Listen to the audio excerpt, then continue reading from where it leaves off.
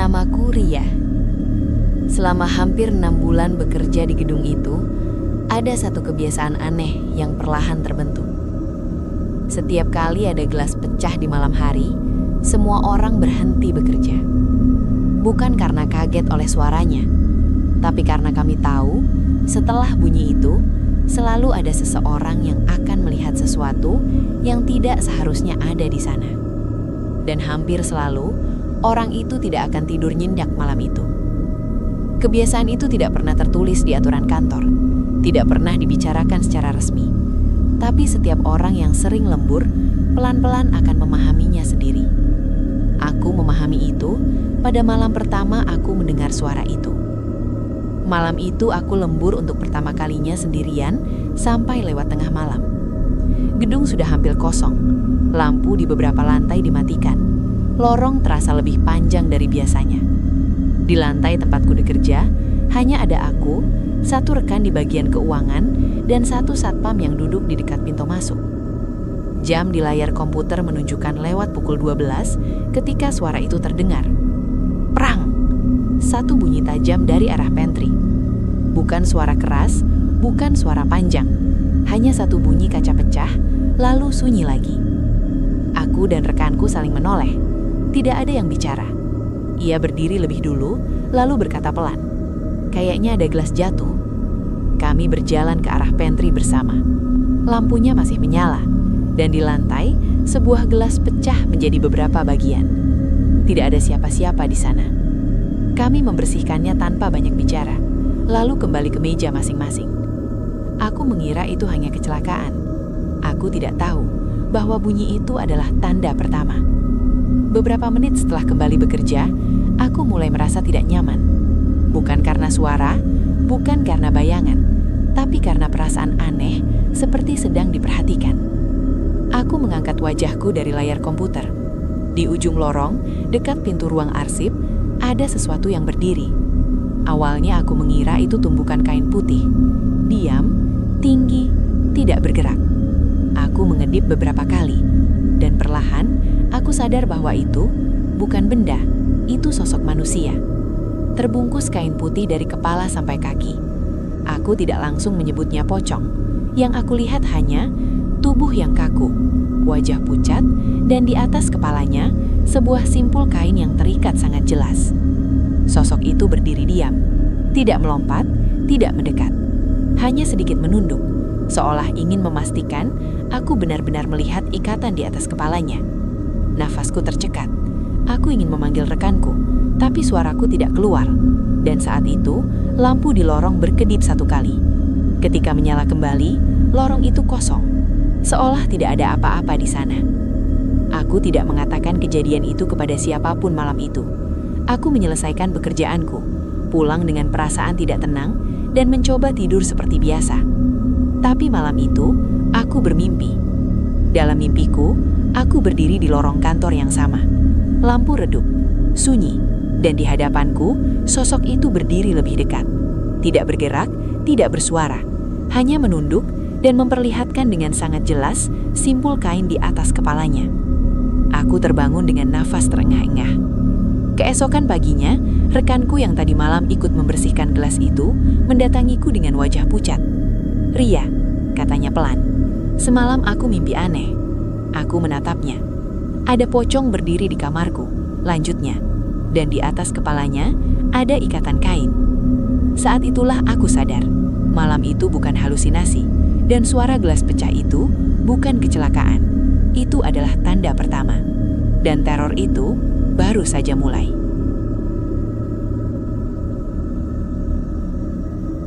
Sejak pagi itu, aku tidak bisa lagi menganggap kejadian semalam sebagai mimpi biasa. Rekanku yang datang dengan wajah pucat itu bukan orang yang mudah takut. Ia tipe yang selalu bercanda, bahkan sering mengejek orang-orang yang percaya hal mistis. Tapi pagi itu, tangannya gemetar saat memegang gelas kopi. Di mimpiku, dia berdiri di samping ranjang. Katanya, "Diam." Dan aku ingat jelas simpul kain di kepalanya. Aku tidak langsung menjawab. Aku hanya mengangguk pelan. Karena untuk pertama kalinya, aku sadar Yang bermimpi bukan hanya aku. Hari-hari berikutnya berjalan normal. Kami tetap bekerja, tetap lembur, tetap pulang larut. Dan hampir seminggu tidak ada suara gelas pecah lagi. Aku mulai berharap mungkin kejadian itu hanya satu malam sial. Sampai malam itu datang. Malam itu ada 5 orang yang lembur. 2 di ruang keuangan, 1 di IT, aku di mejaku sendiri, dan satpam tetap duduk di dekat pintu masuk. Jam menunjukkan lewat pukul 1. Kami bekerja dalam diam, masing-masing tenggelam di layar komputer. Lalu, suara itu terdengar lagi. Prang. Kali ini lebih keras. Semua orang langsung berhenti mengetik.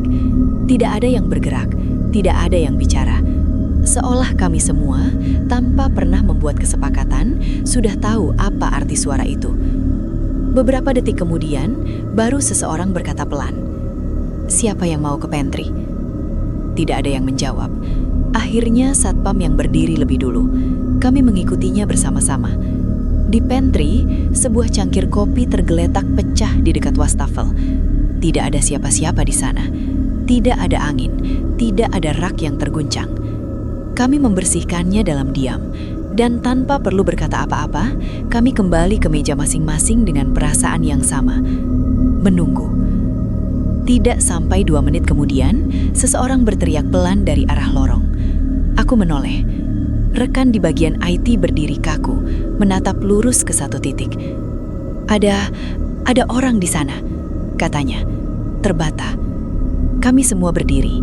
Di ujung lorong, dekat tangga darurat, sosok itu berdiri. Putih, kaku, diam. Kali ini bukan hanya aku yang melihatnya. Kami 5-limanya melihatnya bersamaan. Tidak bergerak, tidak melompat. Hanya berdiri, sedikit menunduk, dengan simpul kain di atas kepalanya terlihat sangat jelas di bawah lampu lorong. Salah satu rekan perempuan langsung menangis. Seseorang memejamkan mata, berharap itu menghilang. Dan benar saja, lampu lorong berkedip. 1 kali, lalu sosok itu lenyap.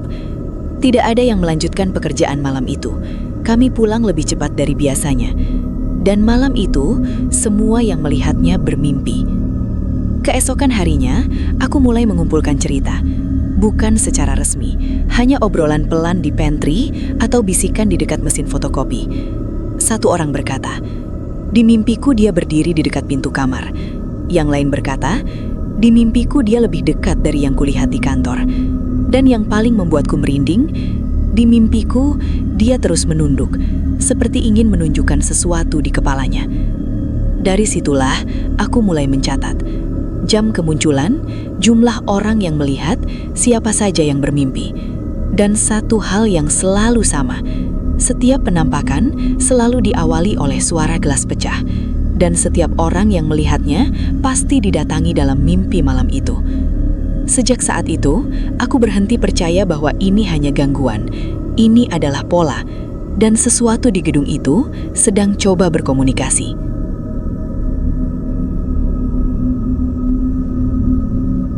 Setelah malam ketika kami berlima melihatnya bersama-sama, tidak ada satupun dari kami yang masih menganggap kejadian itu sebagai rahasia kecil. Cerita itu menyebar, bukan lewat rapat, bukan lewat email, tapi lewat bisikan, di pantry, di toilet, di dekat mesin fotokopi. Orang-orang mulai saling bertanya pelan. Katanya kemarin ada yang lihat lagi. Jam berapa?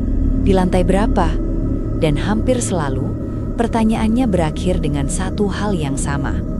Abis itu, mimpi ya? Dalam 2 minggu berikutnya, suara gelas pecah terdengar 3 kali.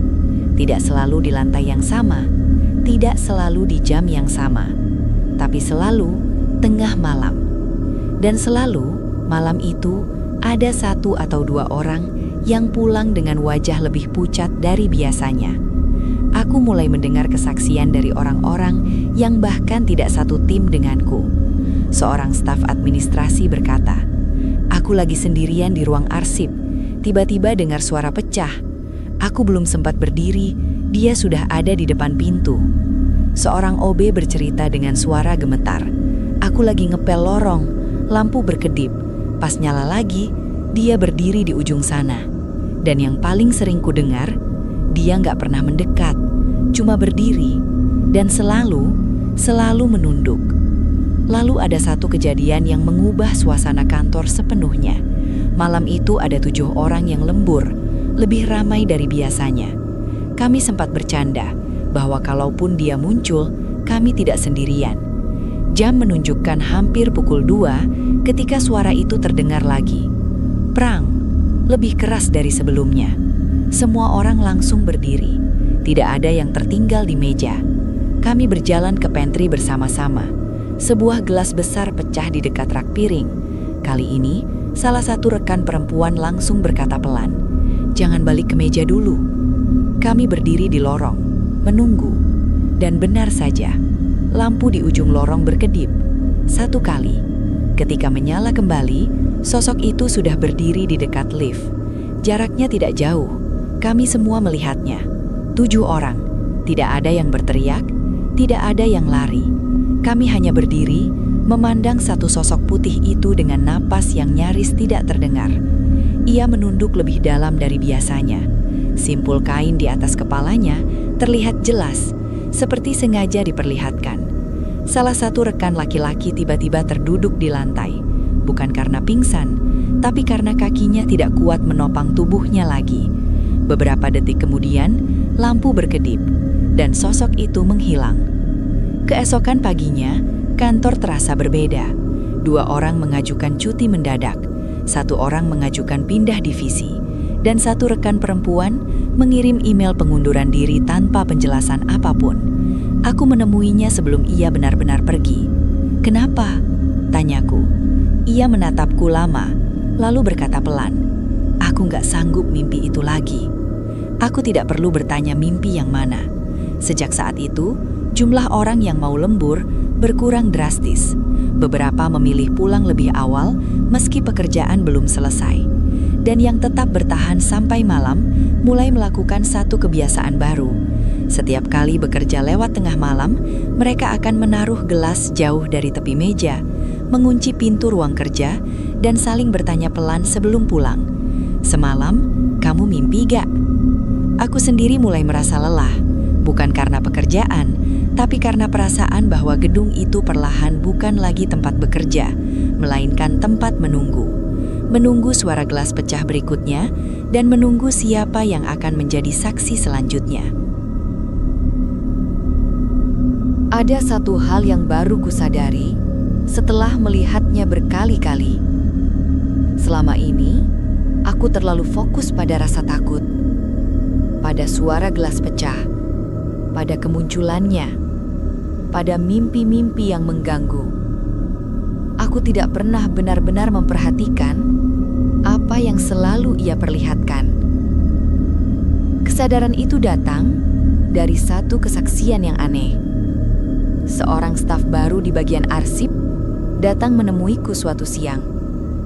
Ia belum pernah lembur sebelumnya, tapi 2 malam lalu, ia terpaksa tinggal sampai hampir jam 2. "Aku dengar suara gelas pecah," katanya. "Terus, aku lihat dia di ujung lorong." Aku mengangguk pelan. "Terus kamu mimpi?" tanyaku. Ia mengangguk. "Tapi, mimpiku beda, Ria," katanya ragu. "Dia gak cuma berdiri." Aku menatapnya. Di mimpiku, dia berdiri sangat dekat, dan dia mengangkat kepalanya sedikit, seperti sengaja mau nunjukin bagian atas kepalanya ke aku. Aku merinding. "Terus?" tanyaku. Aku lihat simpul kain itu sangat jelas, dan anehnya, aku bangun dengan satu pikiran aneh di kepala. "Apa?" Ia terdiam beberapa detik, lalu berkata pelan, "Kayaknya ada yang salah sama ikatan itu." Sejak percakapan itu, aku mulai memperhatikan satu hal. Setiap kali dia muncul, posisinya selalu hampir sama.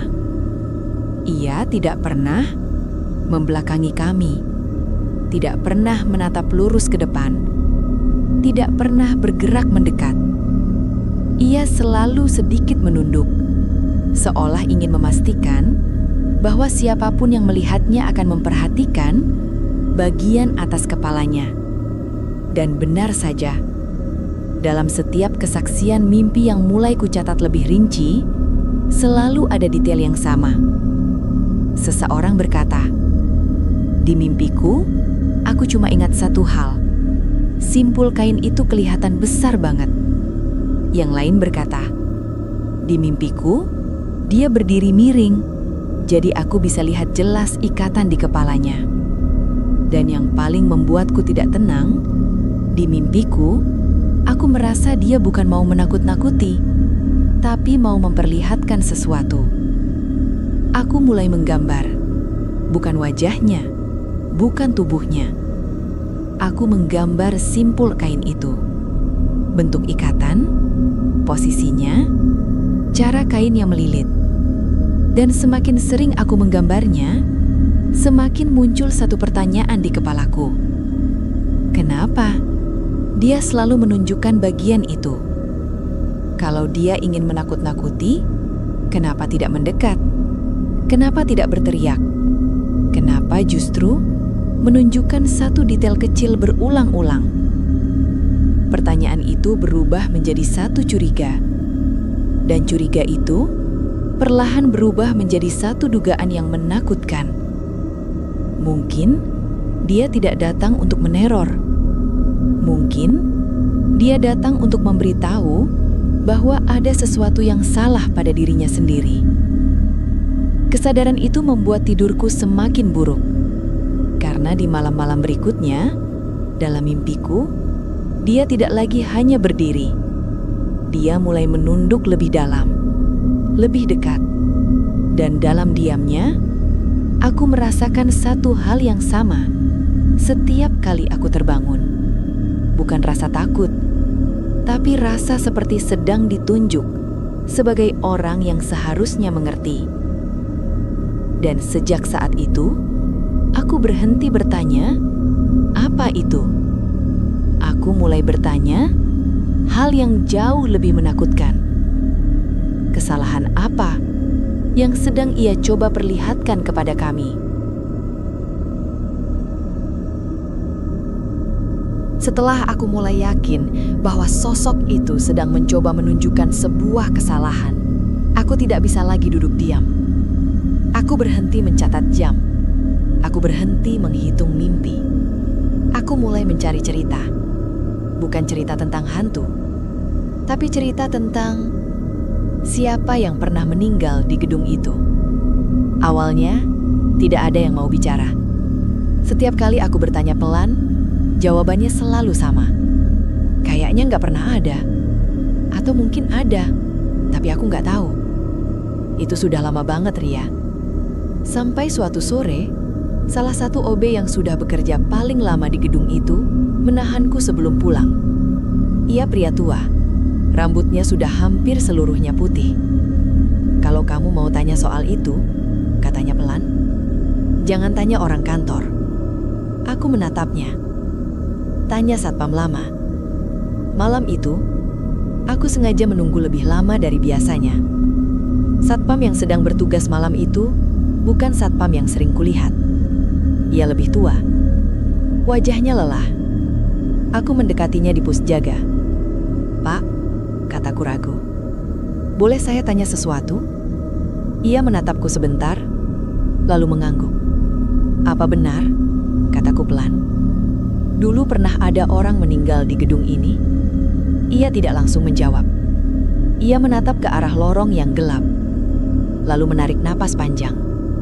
"Sudah lama sekali," katanya akhirnya. "Dan itu bukan meninggal di kantor." Aku menunggu. "Itu karyawan lama," lanjutnya. "Bagian gudang kalau tidak salah." "Kenapa dia meninggal?" tanyaku. Ia terdiam cukup lama, seolah menimbang apakah cerita itu pantas dikeluarkan atau tidak. "Dia meninggal mendadak," katanya. "Kecelakaan di rumah. Dan pemakamannya tergesa-gesa." Kata terakhir itu membuat dadaku terasa sempit. "Tergesa-gesa kenapa?" tanyaku. Ia menggeleng pelan. Katanya waktu itu hujan deras. Keluarganya ingin cepat selesai. Dan tidak semua prosedur dilakukan dengan benar. Aku menelan ludah. Prosedur apa, Pak? Ia menatapku lama.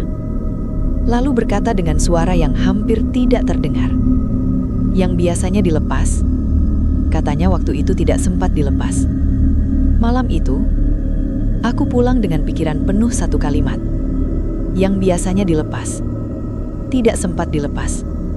Hari-hari berikutnya, aku mencoba mencari arsip lama, data karyawan, catatan kematian, nama.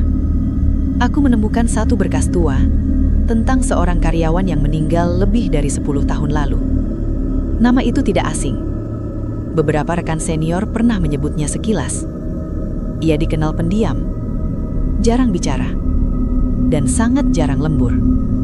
Ia meninggal dan tidak pernah kembali ke kantor, kecuali sekarang. Dan malam itu, sosok itu muncul lagi. Seperti biasa, gelas pecah, lampu berkedip. Ia berdiri di ujung lorong. Tapi kali ini, aku melihatnya sebagai cara yang berbeda. Aku tidak lagi melihatnya sebagai makhluk menakutkan. Aku melihatnya sebagai seseorang yang membawa satu kesalahan kecil yang tidak pernah diperbaiki. Dan di dalam mimpiku malam itu, untuk pertama kalinya, aku berpikir dengan sangat jelas. Bagaimana jika tali itu memang benar-benar tidak pernah dilepas?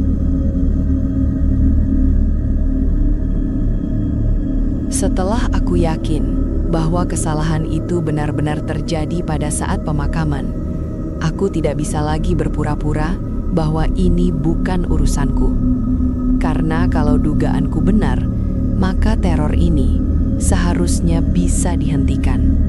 Asal kami tahu satu hal saja, di mana ia dimakamkan.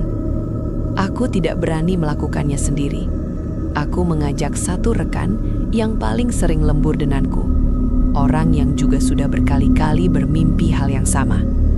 Kami sepakat untuk melakukannya diam-diam, tanpa izin kantor, tanpa melibatkan atasan. Kami mulai dari hal paling sederhana, mencari alamat lama almarhum dari berkas karyawan yang kutemukan. Alamat itu berada di pinggiran kota, daerah yang sebagian besar rumahnya sudah berubah atau berganti pemilik. Kami datang ke sana pada hari libur. Rumah itu sudah tidak dihuni keluarga yang sama. Seorang ibu tua yang sekarang tinggal di sana berkata, keluarga itu sudah pindah lama sekali. Habis pemakaman, mereka langsung pergi dari sini. Kemana, Bu? Tanyaku. Ia menggeleng. Nggak ada yang tahu. Kami lalu mencoba cara lain, mendatangi kantor kelurahan untuk mencari data pemakaman. Nama itu masih tercatat, tanggal meninggal ada, tanggal pemakaman ada, tapi di kolom lokasi pemakaman hanya tertulis satu kalimat singkat. Dimakamkan di TPU wilayah luar kota. Tanpa nama TPU, tanpa blok, tanpa nomor makam. Petugas arsip menggeleng pelan. Zaman dulu pencatatannya belum rapi, Mbak, katanya. Banyak data yang hilang. Atu keluar dari kantor itu dengan perasaan kosong. Jejak pertama sudah kabur. Malam itu, aku lembur lagi. Bukan karena pekerjaan, tapi karena pikiranku terlalu penuh untuk pulang lebih cepat. Dan seperti sudah menunggu, suara itu terdengar lagi. Prang! Gelas pecah di pantry. Aku berdiri pelan, menghadap lorong. Lampu berkedip, dan ia muncul, lebih dekat dari biasanya. Tidak ada orang lain di lorong itu. Hanya aku dan sosok putih itu. Ia menunduk, lebih dalam dari sebelumnya. Simpul kain di atas kepalanya terlihat sangat jelas. Untuk pertama kalinya, aku berbicara padanya dengan suara sangat pelan. Aku sudah mencoba mencarimu, tapi aku nggak tahu di mana makam itu. Ia tidak bergerak, tidak menjawab. Tapi entah kenapa, aku merasa ia mengerti apa yang kukatakan. Dan itu jauh lebih menakutkan. Dalam mimpiku malam itu, Aku melihat sesuatu yang baru. Bukan lorong, bukan kantor. Aku melihat tanah merah, kuburan tanpa nama. Dan aku berdiri di hadapan satu makam yang tidak memiliki batu nisan. Aku terbangun dengan satu kesimpulan yang membuat dadaku terasa berat. Bahkan jika kami mau menolongnya, kami mungkin sudah terlambat. Hari-hari berikutnya, aku terus mencoba mencari. Lewat rekan lama, lewat cerita-cerita samar. Tapi setiap jejak selalu berakhir sama. Keluarga sudah tidak diketahui keberadaannya. Lokasi pemakaman tidak jelas. Saksi utama sudah meninggal. Dan perlahan, aku mulai mengerti kenapa selama bertahun-tahun tidak ada satupun yang pernah menyelesaikan masalah ini. Karena tidak ada lagi jalan kembali ke titik awal kesalahan itu. Dan malam itu, sebelum pulang, aku bertanya pada diriku sendiri, kalau kesalahan itu tidak pernah bisa diperbaiki, lalu sampai kapan ia akan terus datang? Aku tidak pernah berniat lembur sendirian lagi. Setelah semua yang terjadi, aku selalu pulang sebelum tengah malam. Atau setidaknya, aku selalu memastikan ada orang lain di lantai itu. Tapi malam itu, semua rencanaku gagal. 2 rekan pulang lebih awal karena sakit, 1 lagi harus turun ke lantai lain. Dan tanpa kusadari, jam di layar komputer menunjukkan lewat pukul 1. Aku sendirian. Aku baru menyadarinya saat suara gedung itu terdengar terlalu jelas. Denging AC, bunyi lift di lantai jauh, dan langkah kakiku sendiri saat aku berdiri untuk mengambil air. Aku berjalan ke pantry dengan perasaan tidak enak. Aku sengaja mengambil gelas plastik, bukan gelas kaca. Aku ingat betul bagaimana tanganku gemetar saat menuang air. Dan tepat saat aku berbalik, prang! Suara pecah itu tetap terdengar.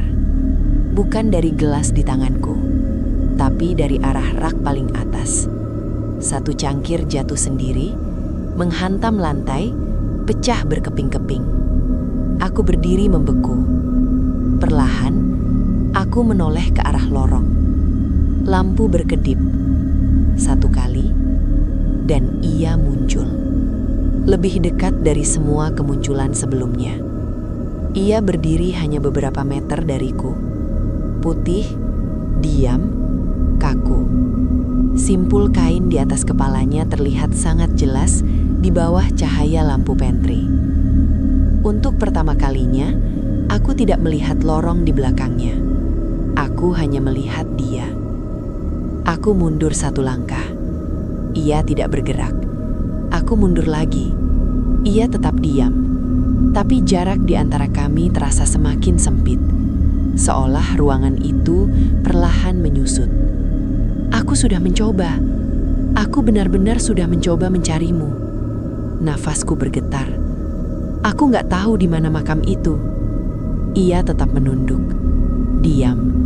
Lalu, untuk pertama kalinya sejak aku melihatnya, ia bergerak.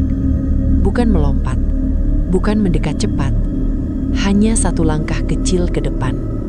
1 langkah, dan itu cukup untuk membuat kakiku lemas. Aku mundur terlalu cepat. Kakiku menyenggol kursi. Aku terjatuh ke lantai. Dan saat aku berusaha berdiri, ia sudah jauh lebih dekat. Aku bisa melihat tekstur kain kafannya. Aku bisa mencium bau tanah basah. Dan yang paling membuatku hampir menjerit, aku bisa melihat jelas simpul kain itu. Simpul yang terlalu kencang, simpul yang salah tempat, simpul yang tidak pernah dilepas. Aku menutup mataku. Aku nggak bisa nolong, bisikku putus asa. Aku nggak tahu caranya. Aku menunggu ia menyentuhku. Aku menunggu sesuatu yang lebih buruk. Tapi tidak ada sentuhan. Ketika aku membuka mata, ia masih berdiri di sana. Sangat dekat. Menunduk. Dan untuk pertama kalinya, aku merasakan sesuatu yang tidak pernah kurasakan sebelumnya. Bukan marah, bukan takut, tapi rasa sedih yang sangat dalam. Seolah ia akhirnya mengerti bahwa tidak ada siapapun yang bisa memperbaiki kesalahan itu. Lampu berkedip, satu kali, dan ia menghilang. Malam itu aku pulang dengan tubuh gemetar. Aku tidak mandi, tidak makan, langsung merebahkan diri di tempat tidur. Dan malam itu, aku mengalami mimpi yang paling jelas sepanjang hidupku.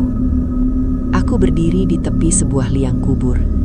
Tanah masih basah, dan di dalam liang itu, ia terbaring. Wajah pucat, tubuh kaku, dan di atas kepalanya, tali itu masih terikat. Aku berlutut, mencoba meraih simpul itu. Tapi setiap kali aku menyentuhnya, tanganku menembus kain seperti menyentuh asap.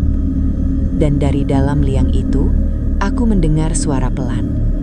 Bukan teriakan, bukan ancaman, hanya satu kalimat lirih. Sudah terlambat. Aku terbangun sambil menangis. Pagi itu, aku membuat satu keputusan. Aku tidak akan lembur lagi. Aku tidak akan tinggal sendirian lagi. Dan aku tahu, kalau aku tetap berada di gedung itu lebih lama, suatu hari nanti, aku mungkin tidak akan sempat pulang.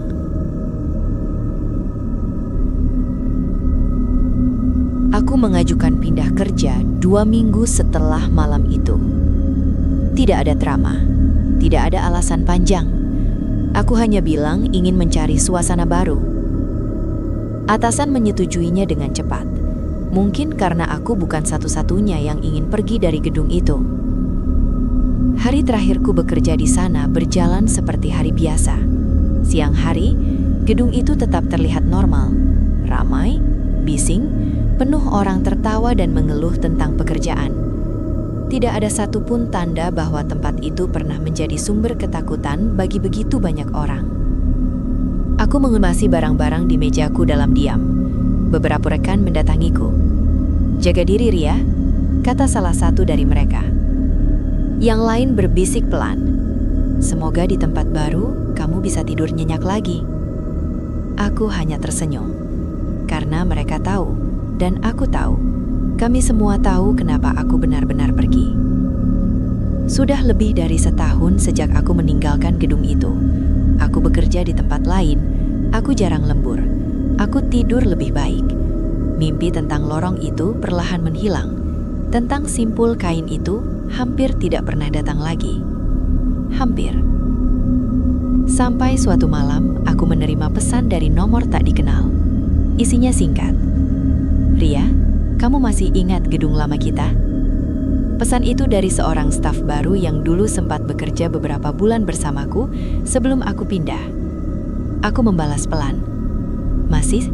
Kenapa?" Jawabannya datang beberapa menit kemudian. "Kemarin malam ada gelas pecah lagi di pantry." Tanganku langsung dingin. Aku menatap layar ponsel lama sekali sebelum berani mengetik. Terus, jawabannya hanya satu kalimat. "Dan ada anak baru yang hari ini datang ke kantor dengan mata bengkak karena habis menangis." Aku menelan ludah. "Dia mimpi?" tanyaku. Pesan itu tidak langsung dibalas. Beberapa menit kemudian, layar ponselku menyala lagi. "Iya," tulisnya. Dan dia bilang, yang paling jelas dia ingat dari mimpinya adalah ikatan kain di atas kepala. Aku mematikan ponselku. Aku duduk lama di tepi tempat tidur. Dan untuk pertama kalinya setelah setahun, aku kembali memikirkan satu hal yang selalu berusaha ku hindari. Bukan tentang siapa dia, bukan tentang bagaimana ia meninggal, tapi tentang satu kenyataan sederhana. Bahwa sampai hari ini, tidak ada satupun dari kami yang pernah menemukan makam itu. Tidak ada satupun yang pernah melepas tali itu. Tidak ada satupun yang pernah memperbaiki kesalahan kecil yang terjadi bertahun-tahun lalu. Dan mungkin, selama kesalahan itu tidak pernah diperbaiki, selama simpul itu masih terikat di atas kepalanya, selama tidak ada seorang pun yang tahu di mana ia dimakamkan, maka setiap kali ada gelas pecah di malam hari, di gedung itu, akan selalu ada seseorang yang melihat sesuatu yang tidak seharusnya ada di sana. dan akan selalu ada seseorang yang malam itu tidak bisa tidur nyenyak. Karena sampai sekarang, tali itu tidak pernah dilepas.